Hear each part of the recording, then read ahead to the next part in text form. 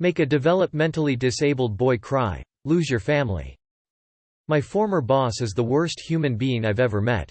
He did all sorts of things to mess with anyone he didn't like.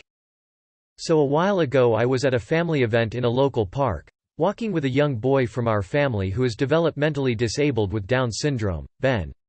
Ben does fairly well all things considered, but he's always been sensitive to anyone making fun of the way he looks or his condition.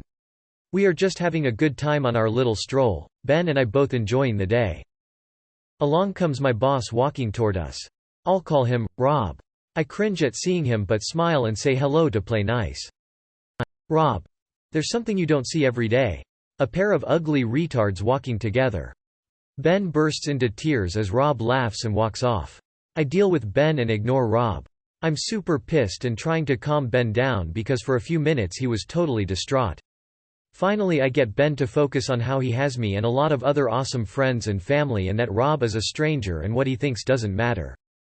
We walked some more and I saw that Rob was at the park with his wife and teen daughter having a cookout and he had apparently been on his way back to his family from a trip to the toilet when he saw us. Back to being super pissed. I went back to our gathering and talked to an adult cousin of mine, Jake, telling him what happened. Jake wanted to get revenge on Rob, but I reminded him that this was my boss. I didn't want Rob to be able to know the revenge had anything to do with me because then he'd make my work life even worse than he already had. So Jake asked me for anything I knew about Rob that might help. I told Jake a bunch of things about Rob, but the relevant info here is that Rob liked to drink a particular kind of locally made beer at a certain bar. Rob had talked of having drank there on the previous Friday night while his wife and daughter were away visiting her family. Also, Rob had recently told a story at work about his wife's obsession with a particular little green fictional character. Let's call it Yabby Boda. Turns out his wife kept a stuffed Yabby Boda on their bed at all times.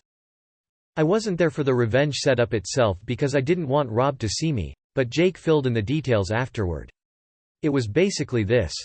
Jake approached Rob and put an arm around his shoulders and tried to kiss him. Rob pushes him off. Rob. What are you doing? Rob's family is now paying attention. Jake. I am just so excited to see you, sweetie. Friday night was so amazing. Rob. What are you talking about? Jake. Seriously, you're going to act like you don't remember now? I know you were a bit tipsy after all of those specific local beers at the local bar. But certainly you remember what happened later. Rob. Nothing happened later. Or ever. I don't even know your name. Jake. Really? You were screaming it on Friday. Rob. Turning red. You lying son of a. Rob's wife, interrupting. Listen, I don't know who you are, but this is my husband. I'm sure you have him mistaken for someone else. Please just leave us alone. Jake. Oh no, I'm not mistaken. We had the best sex ever on Friday night and now he's acting like he doesn't even know me. Rob's wife. I told you, this is my husband. You're mistaken. Jake. Oh, maybe I am. I guess it was someone else who took me back to his place on Rob Street and had great sex with me on the bed right next to Yabby Boda. Sorry. Jake turns and walks away. Rob's wife. Oh my God, Rob, WTF is wrong with you?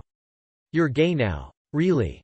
Already long story made a bit shorter. Rob's wife wasn't real happy with him anyway and this was apparently the tipping point that made her file for divorce soon thereafter.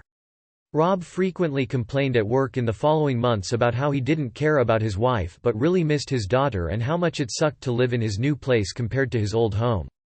Every time he complained about his lack of a home life at work, I knew he did it to himself when he was mean to a developmentally disabled kid.